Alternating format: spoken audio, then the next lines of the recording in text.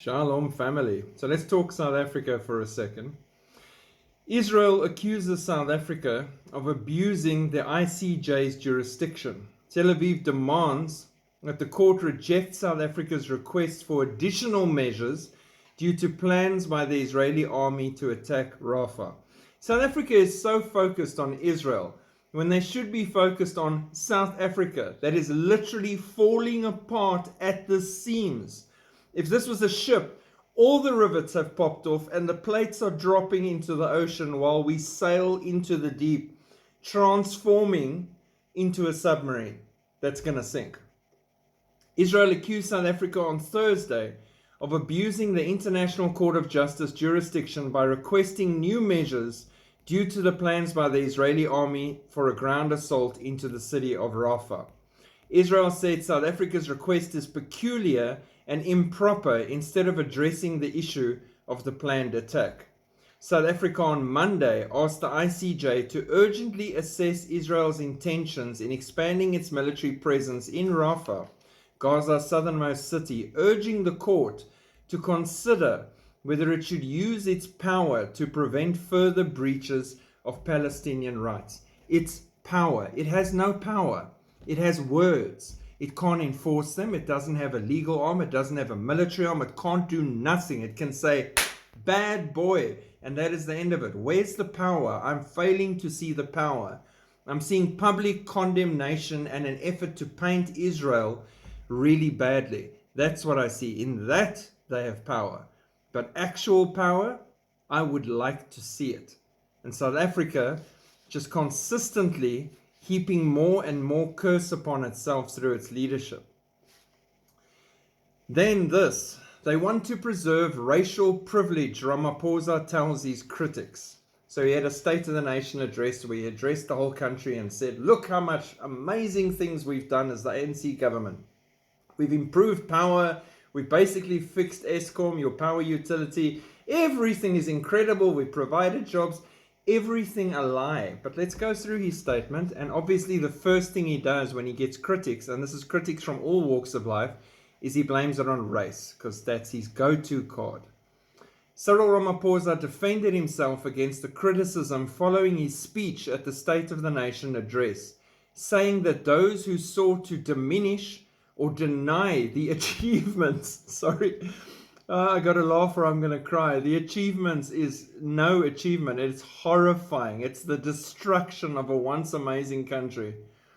Those who sought to deny the achievements of our democracy want to preserve racial privilege. Ramaphosa said they also wish to reverse the fundamental social and economic transformation taking place in our country. Yes, we do. Because socially, you've destroyed it. Economically, we are wiped out and getting worse by the day.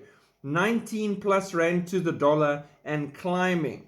For most people, that is a disastrous statement.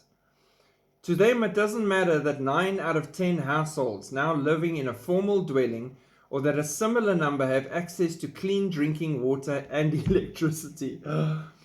I live in a town called Phalaborwa. We don't have electricity. We don't just have the normal load shedding from the power utility. We have power stolen, cables dug up and carried away, chaos and corruption and crime which keep us in the dark for days on end.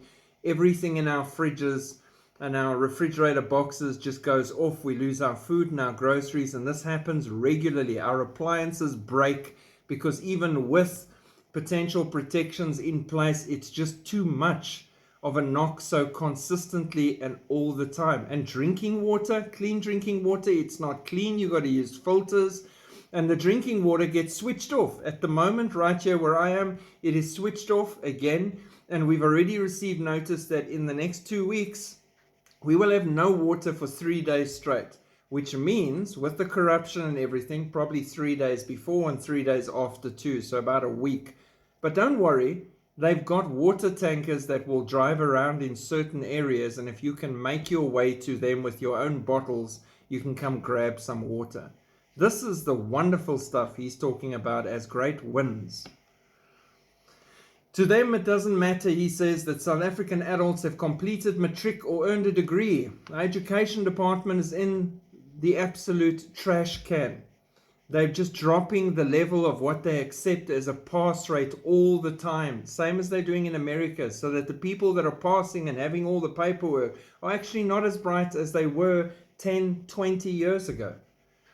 Ramaphosa said between January and December last year, the country recorded 8.5 million international tourist arrivals, a 29% increase from the previous year. That's not a win. That's just anybody living in America or Europe or anywhere else with a brain that realizes you can come to South Africa and you're going to get 19 times your money or more. It's an absolute win if you know where to go. You can go to the Kruger Park, you can go to the Cape Town beaches. There's a lot of places you can see. Golden Gate, Highlands National Park and the Drakensberg. We've got amazing things you can do. At 19 times, that's the dollar to the rand.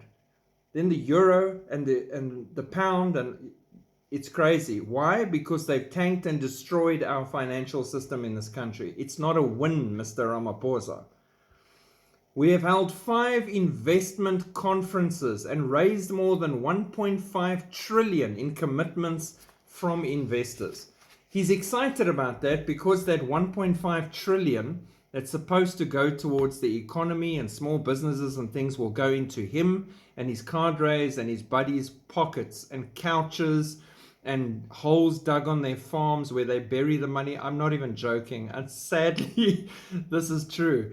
And all that money will disappear. The same as all the money that's been invested in this country from other nations to help us with our power transition to green and all these things for 2030, all stolen.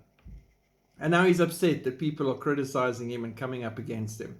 But it's good. It's good. I'm glad people are raising their voices. It's a little bit too little, too late. But finally, people are willing to push back. And we'll see how it goes in the months ahead for South Africa as we keep attacking Israel every opportunity we get. But we still have people of God that are willing to stand up in the lion's den and push back to their faces. So look at this video that I'm going to add on to this as well. God bless. Pray for Israel. Pray for the peace of Jerusalem. Pray for the Christians in this country that are surviving because we have learned how to, and we are pushing forward. And pray for us to be able to share the gospel everywhere with as many as we can and show Jesus' light in the midst of darkness and chaos. Shalom. I want to remind the ANC today that Isaiah 54:17 says that no weapon that is formed against Israel shall prosper, and every tongue that rises against her in judgment, she will condemn.